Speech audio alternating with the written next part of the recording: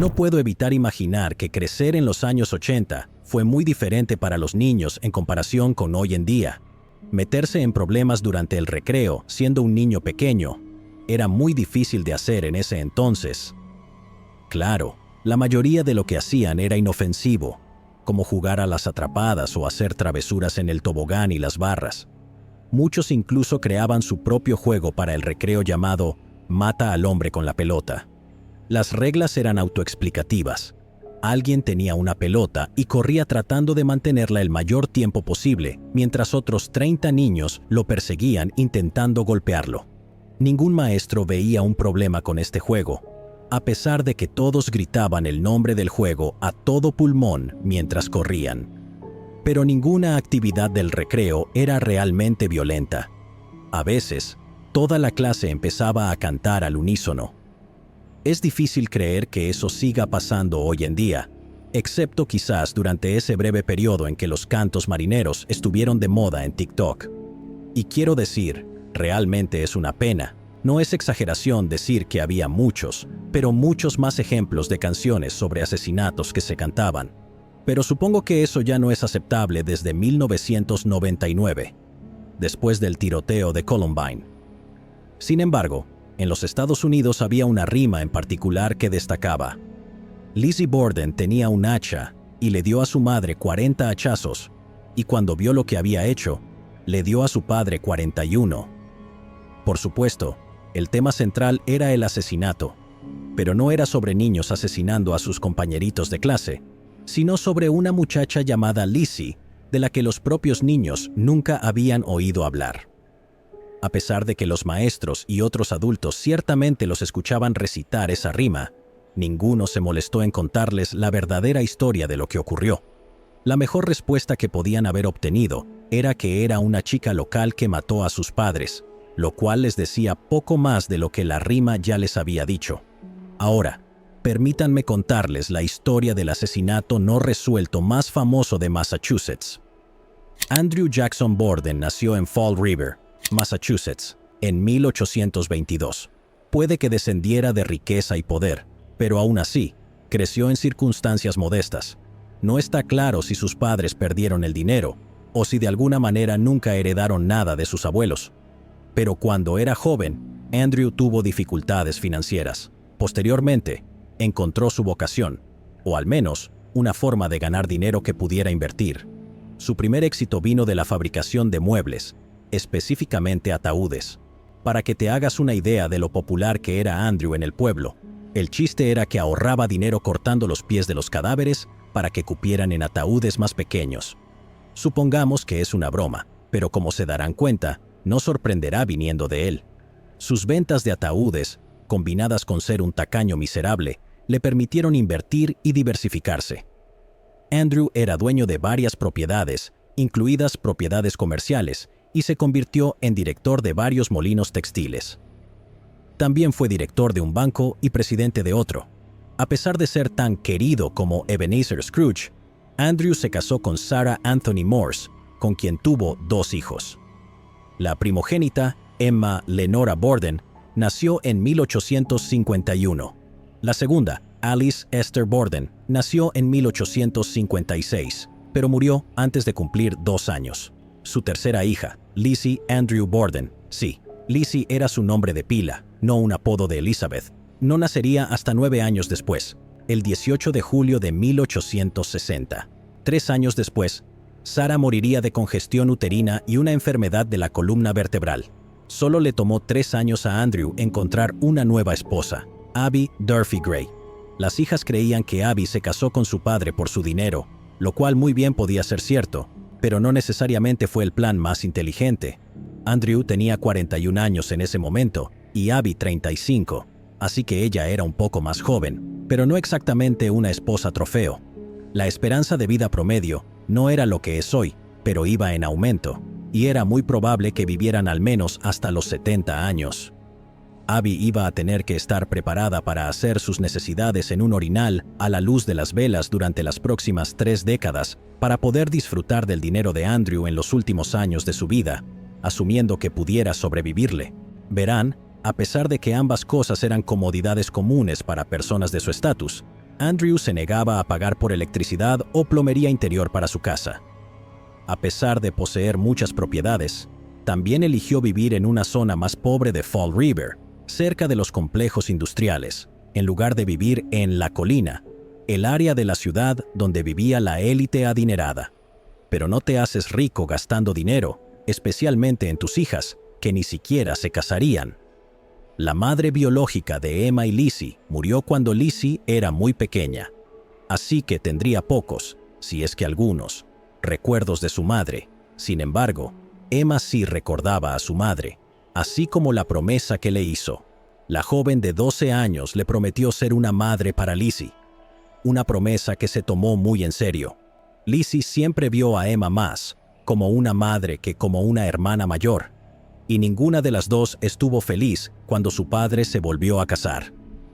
Los vecinos afirmaban que Abby era una mujer amable, que se esforzó incansablemente por ganarse el afecto de sus hijastras, pero fue en vano.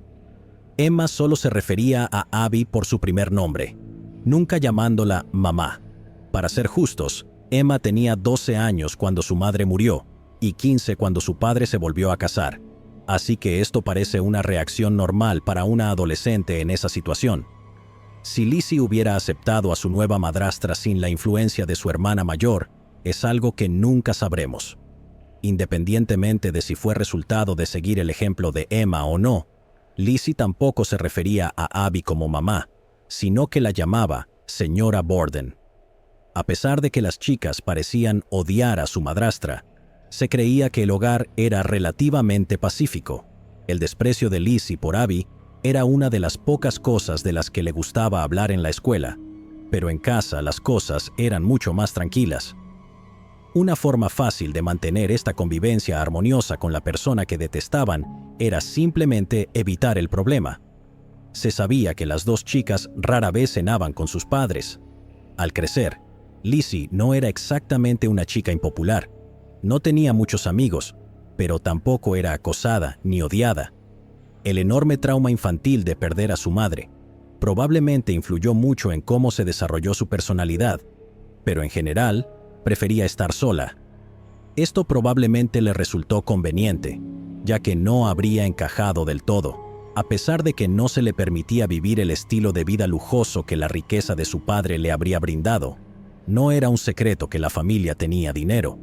Lizzie no podía asistir a fiestas ni a reuniones sociales en La Colina con sus primos y otros miembros de la familia, ya que su padre pensaba que era un desperdicio de dinero. Pero la clase más pobre que vivía alrededor de ella también sabía que Lizzie no era una de ellos. Como adolescente en la escuela, se destacaba por tener una sola amiga, pero esto no parece haberle causado ningún sufrimiento mental. La salud mental no se veía en el siglo XIX de la misma manera que hoy. Mientras Lizzie estaba en la escuela, todavía faltaban 15 años para que Sigmund Freud comenzara su trabajo con el psicoanálisis en Europa. Los médicos podían identificar lo que llamaban problemas de mujeres, cosas como la histeria o los vapores, y definitivamente había una prescripción para eso, y llegaremos a eso más tarde. Lizzie era una buena estudiante. No era conocida por ser particularmente brillante, pero se tomaba en serio sus estudios y siempre obtenía buenas calificaciones, hasta que se aburrió y abandonó la escuela a los 16 años. Puede que no fuera un genio, pero era conocida por tener una rápida y sarcástica inteligencia, que no dudaba en usar cuando otro estudiante se atrevía a molestarla. Emma y Lizzie tuvieron una educación religiosa, que desempeñaría un papel importante en la vida de Lizzie. Puede que no tuviera muchos amigos en la escuela, pero estaba muy involucrada en las actividades de la iglesia. Incluso llegó a ser maestra de la escuela dominical en la Iglesia Congregacional Central y fue secretaria tesorera de la Sociedad del Esfuerzo Cristiano.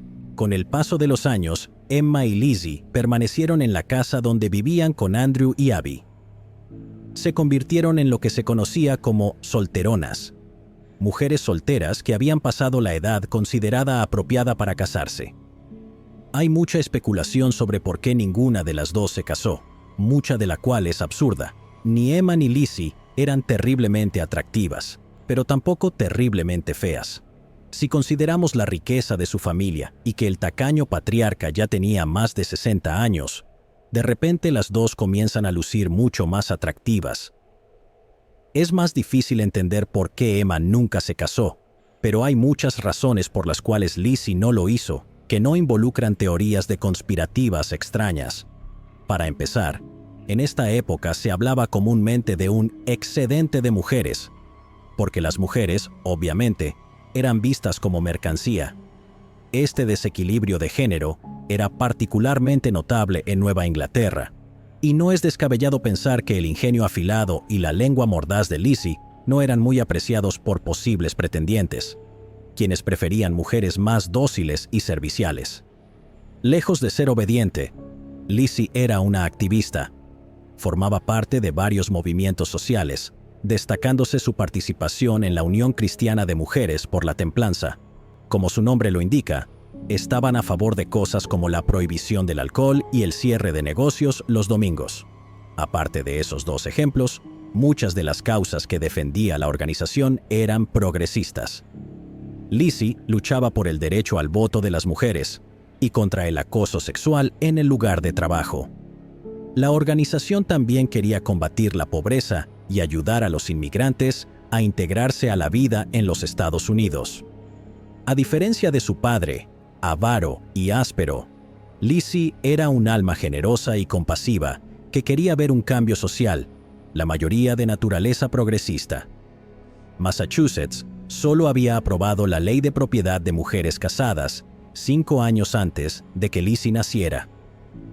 Antes de esto, aunque las mujeres solteras podían poseer y vender propiedades y firmar contratos, una mujer casada ya no era una persona como tal, solo una extensión de su esposo. Por el simple hecho del matrimonio, las mujeres perdían prácticamente todos sus derechos.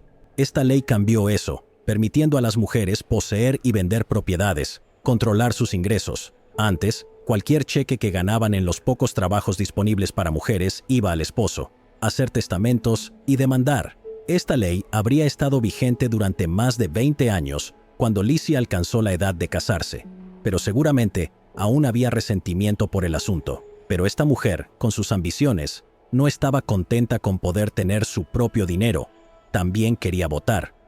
Sonaba como demasiado para un hombre típico de la era de 1880 en el noreste de los Estados Unidos. Hay otra razón importante que pudo haber impedido que Lizzie y Emma se casaran, y era una causa importante del creciente número de solteronas: el amor.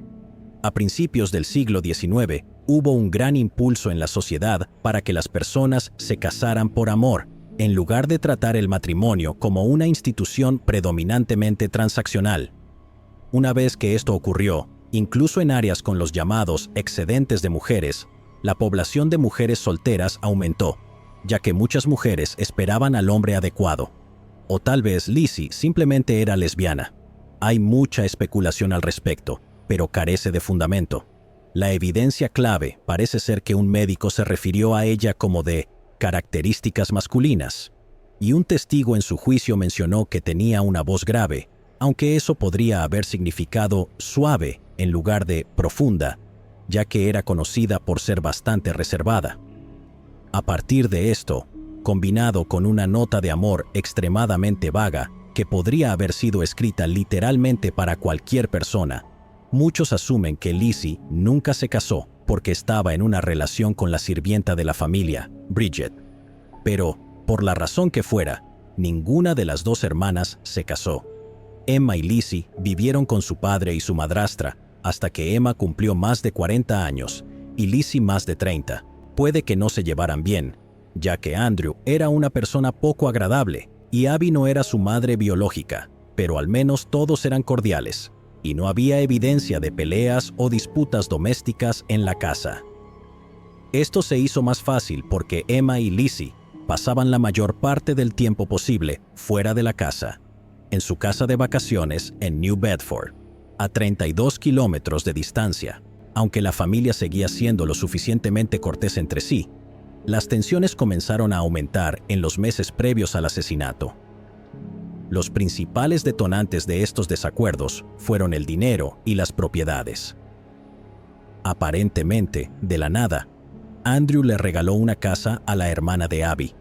Las mujeres estaban furiosas, eran sus propias hijas, y no habían recibido nada de él, pero la hermana de su madrastra, una mujer que pensaban solo quería a Andrew por su dinero, de repente recibía una casa entera como regalo.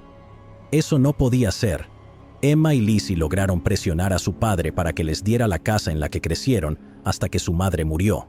Desafortunadamente, eran mujeres blancas adineradas y había códigos éticos en la sociedad. Aunque no había ninguna ley que lo prohibiera, se consideraba inapropiado que vivieran en esa casa sin la presencia de un hombre. Sería diferente si fueran viudas o si su padre hubiera fallecido, pero mientras hubiera algún pariente masculino, no tenían derecho a vivir solas en una casa. Unas semanas antes del asesinato, terminaron vendiéndole la casa de vuelta a su padre por $5,000, lo que hoy equivale a unos $160,000. Luego estaba el asunto de las palomas.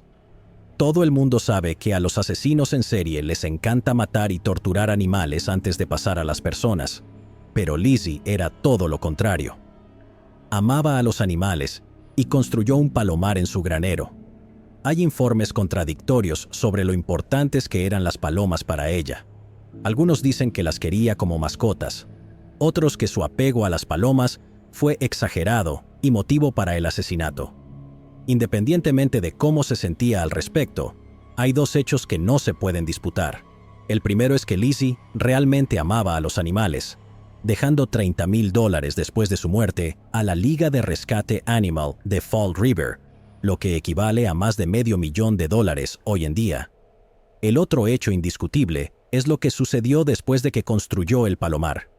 A Andrew no le gustaba. Pensaba que atraería a niños tontos a cazar las palomas, así que decidió adelantarse a ellos. En mayo de 1892, en lo que luego resultaría ser una brutal ironía, el padre de Lizzie agarró un hacha y masacró a las palomas a sangre fría. Una teoría alternativa sobre la irracionalidad de Andrew era que quería matarlas porque, bueno, serían comida gratis. De cualquier manera, fue un acto bastante miserable. A finales de junio, Andrew y Abby hicieron un pequeño viaje, algo que rara vez hacían porque, bueno, los viajes cuestan dinero. Al regresar, descubrieron que un escritorio había sido forzado y saqueado, y artículos como dinero en efectivo, una cartera y un reloj de gran valor sentimental para Abby habían sido robados. En dinero de hoy, el valor de lo robado superaría los $2,000. Todo indicaba que un ladrón había sido el culpable. Una investigación policial no dio ningún resultado, aunque se especula que Lizzie fue la responsable. Se rumoraba que había comenzado a robar en tiendas en los años anteriores a los asesinatos, aunque nunca se comprobó nada. El mes siguiente, la familia tuvo algún tipo de discusión. Fuera lo que fuera, fue lo suficientemente grave como para que Emma y Lizzie se tomaran unas vacaciones en New Bedford. Regresarían unos días después, una semana antes de los asesinatos. Durante los primeros 4 días que Lizzie estuvo de vuelta, se hospedó en lo que sería el equivalente de 1890 a un Airbnb antes de regresar a su casa. El 2 de agosto, algo que la familia comió no les cayó bien. Andrew y Abby pasaron toda la noche turnándose en la vacinilla. Si Abby de verdad se había casado con Andrew por su dinero, sin duda ya se estaba arrepintiendo mucho en ese momento. A la mañana siguiente, en cuanto el consultorio del médico familiar, que vivía al frente, abrió, Abby fue a verlo de inmediato. Su primera suposición fue que alguien estaba tratando de envenenarlos, o más específicamente a Andrew. No solo era Andrew mal visto en el pueblo por ser algo tacaño y desagradable, sino que se había hecho muchos enemigos a lo largo de sus cuestionables negocios. El Dr. Bowen escuchó las quejas de Abby y concluyó, casi con certeza, que se trataba de una intoxicación alimentaria. Había carne de cordero que había estado sobre la estufa durante días, reutilizada en diferentes comidas, lo que un amigo de la familia creía que era la causa de la intoxicación. Sin duda, no era una mala suposición.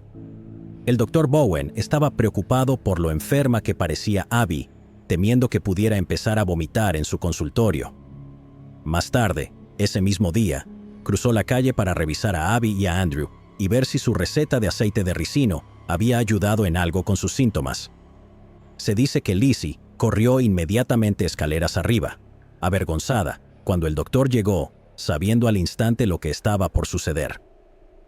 Andrew estaba furioso porque su esposa había generado una cuenta médica y se negó a ser examinado por el Dr. Bowen. Insistió en que se sentía bien, lo cual era obviamente mentira, y que no pagaría la visita a domicilio. Qué delicia debe haber sido vivir con este hombre. Unas horas más tarde, Lizzie fue a la farmacia del pueblo.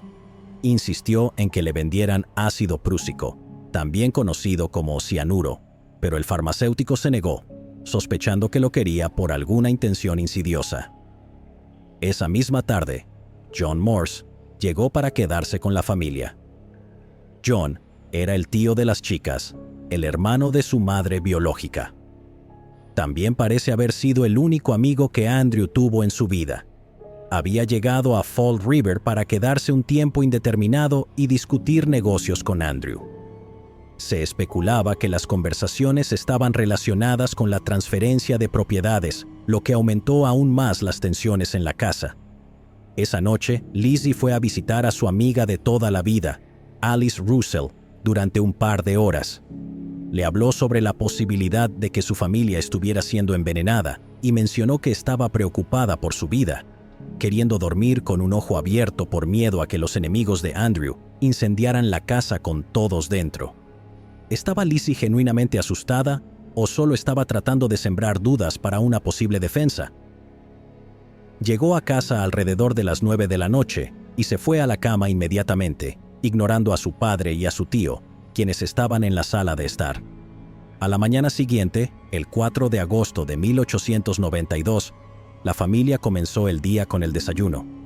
Lizzie no se unió a ellos, pero como dijimos, era común que tanto Emma como Lizzie no comieran con sus padres. John salió de la casa para visitar a unos familiares en el pueblo, y Andrew fue a dar su habitual paseo matutino para hacer diligencias y otros asuntos relacionados con el trabajo. Emma salió para pasar el día con amigos, mientras que Bridget fue al patio trasero a vomitar por la intoxicación alimentaria que los había afectado a todos. Abby también le había ordenado lavar las ventanas por dentro y por fuera. Esto dejó solo a Abby y Lizzie dentro de la casa. Bridget entró brevemente para lavar los platos y luego salió a limpiar las ventanas. Mientras tanto, Lizzie estaba cerca de la puerta y le dijo a Bridget que no necesitaba cerrar la puerta con llave mientras estuviera limpiando afuera, lo que iba en contra de la orden previa de Andrew de que todas las puertas debían estar cerradas con llave en todo momento después del aparente allanamiento y robo.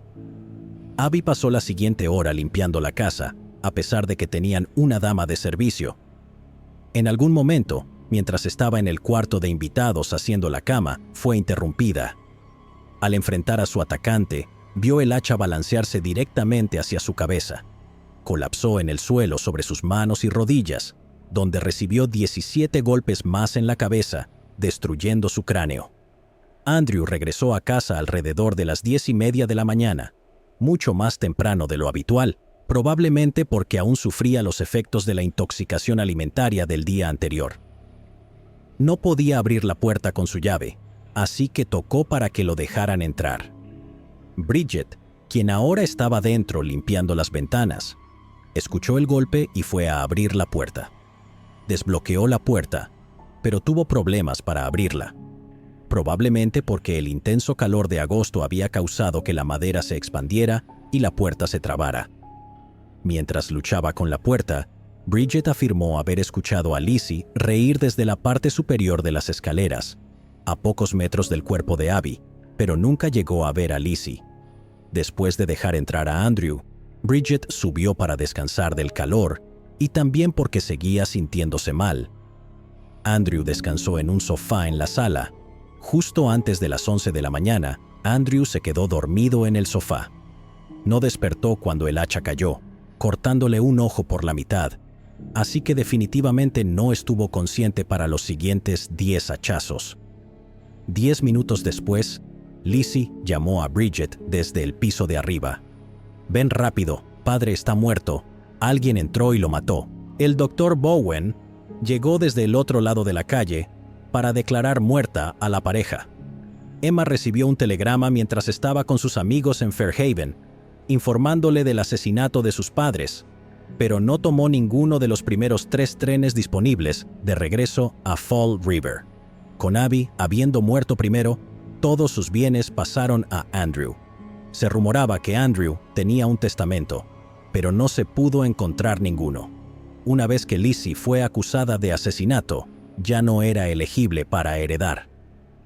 Emma se convirtió en la única beneficiaria de todo el patrimonio de Andrew, que valía cerca de $10 millones en el dinero de hoy. La rima mencionada al inicio tiene un segundo verso mucho menos conocido. Andrew Borden está muerto ahora. Lizzie lo golpeó en la cabeza, en el cielo él cantará, en la horca ella colgará. Considerando lo universalmente despreciado que era Andrew, es un poco sorprendente que la rima sugiera que estaba en el cielo. Pasó casi un año antes de que Lizzie fuera a juicio, pero todos ya conocían el resultado. La famosa rima comenzó a circular mucho antes de que el juicio siquiera comenzara, y no dejó lugar a la ambigüedad. Lizzie Borden asesinó a sus padres y sería colgada por sus crímenes. El juicio en sí duró 15 días y fue un espectáculo sensacional. La gente hacía fila fuera del tribunal para pelear por un asiento y poder ver el juicio en vivo y en persona, en lugar de tener que leer sobre él más tarde en los periódicos. Fue un juicio con jurado, con 3 jueces y 12 jurados. Durante días, la fiscalía llamó a testigos uno tras otro. Abrieron el juicio llevando los cráneos reales de Abby y Andrew y mostrando cómo el hacha que habían encontrado era del tamaño perfecto. El hacha provenía del sótano de los Borden. El mango estaba roto, una ruptura limpia que parecía haber ocurrido recientemente. A diferencia de las otras 2 hachas y 2 hachuelas que había en el sótano, el polvo y la suciedad que cubrían la supuesta arma homicida habían sido colocados allí reciente e intencionalmente para dar la impresión de que no había sido tocada, como las otras. Los testigos informaron sobre el intento de Lizzie de comprar veneno el día antes del asesinato, del aparente envenenamiento de su familia, del cual todos se estaban recuperando, y del hecho de que Lizzie quemó un vestido en su patio trasero la noche después del asesinato. Según el testimonio de la propia Lizzie, no había nadie más en la casa excepto ella, sus padres y Bridget, y que Bridget no podría haber cometido los asesinatos. También había sido interrogada por la policía durante 2 días después de ser arrestada. Durante ese interrogatorio, dio respuestas contradictorias. No pudo mantener su historia. Ofreció información que perjudicaba su caso y se negó a responder preguntas que le habrían sido beneficiosas. Durante el juicio, testificó que un mensajero había entregado una carta a la casa citando a Abby a ir a casa de una amiga enferma el día del asesinato. Lizzie dijo que le había dado la carta a Abby y asumió que ya no estaba en casa, en lugar de asesinada en el piso de arriba. En cuanto a su padre, dijo que había ido al granero durante 20 o 30 minutos y encontró a su padre muerto cuando regresó. La fiscalía argumentó que la policía nunca encontró la nota que Lizzie dijo haberle entregado a Abby. También mencionaron el hecho de que ese día hacía un calor sofocante de casi 37 grados y que no había manera de que Lizzie hubiera soportado el calor del desván por tanto tiempo. Además, encontraron que el polvo y la suciedad en el desván parecían no haber sido perturbados, lo que indicaba que nadie había estado allí. Le tomó al jurado solo 30 minutos decidir el veredicto, pero eligieron esperar otra hora antes de regresar de sus deliberaciones para no dar la impresión de haber tomado una decisión apresurada. Claramente estaban en acuerdo unánime y después de sus 90 minutos de deliberación, regresaron a la sala del tribunal. Cuando se les preguntó por el veredicto, el portavoz del jurado simplemente dijo: "No culpable". Después del veredicto, The New York Times publicó una edición que parecía reflejar el sentimiento de todos los periódicos del país. Será ciertamente un alivio para cada hombre o mujer de bien que haya seguido el caso, saber que el jurado en New Bedford no solo ha absuelto a la señorita Lizzie Borden del atroz crimen del que se le acusaba, sino que lo ha hecho con una prontitud muy significativa. Esa insidiosa rima había envenenado la opinión pública en Fall River, y muchos residentes estaban sorprendidos e indignados por el veredicto de no culpabilidad. Si no podemos confiar en las rimas infantiles para obtener información local, precisa y actual, ¿en quién podemos confiar? Los locales pueden haber estado indignados con el veredicto, pero nadie que haya visto el juicio estaba sorprendido. Primero, está el asunto de la investigación. El interrogatorio de 2 días comenzó con Lizzie pidiendo tener un abogado presente. La policía se negó, argumentando que la investigación tenía que llevarse a cabo en privado. Argumentaron que en ese momento ella era solo una sospechosa y no estaba detenida, por lo que no era necesario permitir que un abogado estuviera presente. El tribunal no estuvo de acuerdo y dijo que no solo debió haber tenido a su abogado presente, sino que también debió haber sido informada de su derecho constitucional a guardar silencio. Incluso si no podía ser utilizado en la corte, desde un punto de vista histórico para evaluar su culpabilidad, el interrogatorio es inútil. Tras el descubrimiento de los cuerpos, el estrés y el trauma dieron como resultado que Lizzie experimentara esos problemas de mujeres que mencionamos antes. Fue visitada por su doctor y le recetaron el único medicamento conocido en ese momento para manejar esas dificultades.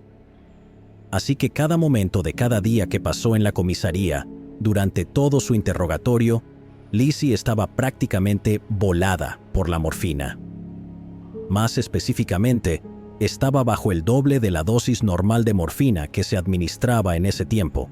Cualquier cosa que Lizzie dijera o hiciera durante su interrogatorio que pudiera considerarse anormal puede prácticamente descartarse. Algo notable es que, a pesar de estar completamente drogada con opiáceos mientras era interrogada durante 2 días por la policía que no tenía miedo de hacer cosas como negarle su solicitud de un abogado, en ningún momento hizo algo que se pareciera a una confesión. Estaba confundida, se contradecía y hacía afirmaciones que parecían fuera de toda posibilidad. Pero la policía no logró obtener una confesión de ella. Luego está la cuestión del arma homicida. ¿Realmente era el arma homicida? Aparte de que el tamaño de la hoja coincidía relativamente con las heridas encontradas en los cráneos de Abby y Andrew, no había nada que la vinculara directamente con el asesinato. El mango del hacha nunca fue encontrado, y la parte superior, especialmente la de madera donde se había roto, fue enviada para pruebas forenses. No se encontró ni una sola gota de sangre. También está el asunto del veneno que intentó comprar. La fiscalía trató de llamar a testigos para demostrar que el cianuro no tenía ningún uso en la limpieza de la piel de foca, pero la corte rechazó a esos testigos. En realidad, no importaba si era un método efectivo para limpiar una capa, lo único que importaba era si ella lo creía o no. Los cuerpos fueron sometidos a una autopsia y, naturalmente, se revisaron en búsqueda de veneno, dado los síntomas que habían presentado antes de los brutales asesinatos. No se encontró ninguna evidencia de envenenamiento. Realmente solo fue un pedazo de carne o pescado en mal estado. El hecho de quemar el vestido fue un acto bastante sospechoso, pero era algo que tanto Emma como Lizzie hacían con frecuencia para deshacerse de ropa vieja. Emma testificó que fue ella quien le dijo a Lizzie que quemara el vestido porque le había derramado pintura encima. Ambas, Emma y Alice, la amiga de Lizzie, intentaron testificar que solían quemar vestidos de manera rutinaria, pero la corte no permitió ese testimonio. En última instancia, todo el caso de la fiscalía se reducía al hecho de que nadie más podía haber cometido los asesinatos. No tenían pruebas físicas reales que vincularan a Lizzie con los crímenes. El hacha no era convincente como el arma homicida. La declaración inicial de la fiscalía comenzó revelando los cráneos de las víctimas, lo que inmediatamente hizo que Lizzie se desmayara. No fue una buena manera de comenzar el juicio para los fiscales, y de ahí todo fue cuesta abajo. Uno por uno, cada testigo fue refutado por los abogados de Lizzie, que eran de alto nivel. Sus 2 defensores eran Andrew Jennings y el exgobernador de Massachusetts, George D. Robinson. La defensa casi no necesitaba testigos propios porque no los necesitaban. La fiscalía presentaba su caso, pero en el contrainterrogatorio, casi todos los testigos contradecían su propio testimonio y terminaban apoyando la versión de los hechos de la defensa. Mientras la fiscalía trataba simplemente probar que Lizzie debía ser culpable porque nadie más podía hacerlo, la defensa contrarrestaba preguntando cómo demonios Lizzie podía ser culpable. El doctor determinó el momento de la muerte de Andrew entre 8 y 13 minutos antes de que Lizzie encontrara el cuerpo y alertara a Bridget. Supuestamente, Lizzie acababa de asesinar brutalmente a su madrastra con 18 golpes de hacha y a su padre con 11 más. Había sangre por todas partes, incluso un ojo afuera de su cuenca. Era una escena espantosa, pero no había ni una gota de sangre en la ropa de Lizzie. Entonces, ¿cómo podría haber cometido esos dos asesinatos y lograr mantener su cuerpo, su ropa y el hacha perfectamente limpios, además de colocar el hacha de vuelta en el sótano, cubrirla de polvo y deshacerse de los extremos rotos de tal manera que nunca fueran encontrados, todo en un lapso de 8 a 13 minutos? Antes de intentar responder a eso, recuerden que su tacaño padre no pagaba por agua corriente en la casa, por lo que Lizzie no tenía acceso a agua para ayudarse en un esfuerzo por limpiarse. La fiscalía contrarrestó este argumento diciendo que Lizzie podría haber cometido los asesinatos desnuda y luego haberse puesto un vestido limpio. Este argumento fue ampliamente ridiculizado y definitivamente no ayudó a su caso. De los pocos testigos que llamó la defensa, hubo vecinos que vieron a Lizzie salir del granero alrededor del tiempo en que ella afirmó haber estado allí y no vieron sangre en ella. Otro vecino vio a un hombre sospechoso cerca de la casa en algún momento de esa mañana. También un plomero y un electricista testificaron haber estado en el granero el día antes del asesinato. No presenciaron nada importante, pero el hecho de que alguien hubiera estado allí el día anterior contradecía la afirmación de la fiscalía de que el polvo y la suciedad demostraban que nadie había estado allí en mucho tiempo. En cuanto a si alguien podría haber sobrevivido al calor del granero en ese cálido día de agosto, bueno, todo era una mentira de la fiscalía que persiste hasta el día de hoy. Fue un verano muy caluroso en Fall River, eso sí. De hecho, 90 personas, en su mayoría niños, murieron por el calor. Sin embargo, el 4 de agosto solo hizo 28 grados, que sigue siendo bastante caliente, pero no los sofocantes 37 grados Celsius que se afirmaba en la corte. Además, los ataques fueron brutales y requerían cierta fuerza para romper los cráneos de la manera en que fueron destrozados. Lizzie no es que fuera alguien que Vince McMahon llamaría para luchar en la WWE, pero era una mujer robusta. No hay duda de que poseía la fuerza física necesaria para causar las heridas que Abby y Andrew sufrieron, pero el jurado pensó diferente. Los 12 hombres miraron a Lizzie y vieron a una mujer pequeña, incapaz de tal hazaña de fuerza. Vieron a la mujer que se desmayó al ver los cráneos de sus padres asesinados.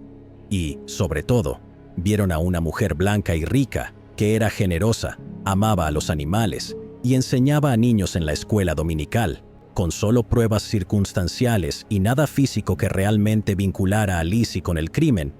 No había manera de que pudieran creer que era culpable, ni siquiera bajo todo el escrutinio, y mucho menos más allá de toda duda razonable. El juicio de Lizzie Borden fue el juicio de O.J. Simpson del siglo XIX. Atrajo una enorme atención mediática, un gran interés público, y gracias a esa rima, todos ya sabían que ella era culpable antes de que el juicio comenzara. La única diferencia es que nadie que siguió de cerca el juicio de Lizzie podría haber creído que sería condenada. Lizzie Borden consiguió lo que quería. Por sus crímenes no pagó. Reza para que no te encuentre tan bien, o te dará 42. Después de su absolución, Lizzie estalló en lágrimas en la sala del tribunal antes de abrazar a su hermana y decir que quería irse a casa. Ahora que eran extraordinariamente ricas y no estaban restringidas por la necesidad de su padre de no gastar nunca un centavo, las mujeres por fin eran libres de cumplir su sueño de comprar una casa en la colina. Se mudaron a una casa grande y moderna, Equipada con baños y electricidad, Lizzie llamó a la casa Maplecroft. No está claro si tenía derecho a la mitad de la herencia o si su hermana simplemente compartió el dinero con ella, ya que habían permanecido unidas durante todo ese calvario. Lizzie pudo haber sido una mujer libre, pero la mayoría de los residentes de Fall River creían que era culpable del asesinato, y actualizaron el segundo verso de la rima para reflejar el fracaso de los tribunales de enviarla al patíbulo. Por esto, Maplecroft no fue lo único a lo que Lizzie le iba a cambiar el nombre. ¿Y quién sospecharía que Elizabeth Borden era realmente Lizzie Borden disfrazada? Mencioné que sacaba buenas notas en la escuela porque trabajaba mucho, no porque fuera especialmente lista, ¿verdad? Emma y Lizzie disfrutaron los siguientes 12 años viviendo en Maplecroft, junto con su personal de sirvientes. Lizzie también era bastante aficionada al teatro, en particular a la actriz Nance O'Neill, a quien conoció en 1904 cuando O'Neill se presentó en Boston. Las dos se hicieron amigas rápidamente, lo que de inmediato generó controversia y rumores. Dos mujeres, una en sus 30s y la otra en sus 40s, eran buenas amigas y ninguna de ellas estaba casada. Bueno, obviamente debían ser amantes lesbianas, porque ¿qué otra explicación racional podría haber? Su relación real probablemente no sea importante. Lo que importaba era que a Emma no le agradaba particularmente esta amistad, o al menos no las extravagantes fiestas que Lizzie organizaba en honor a Nance en Maplecroft.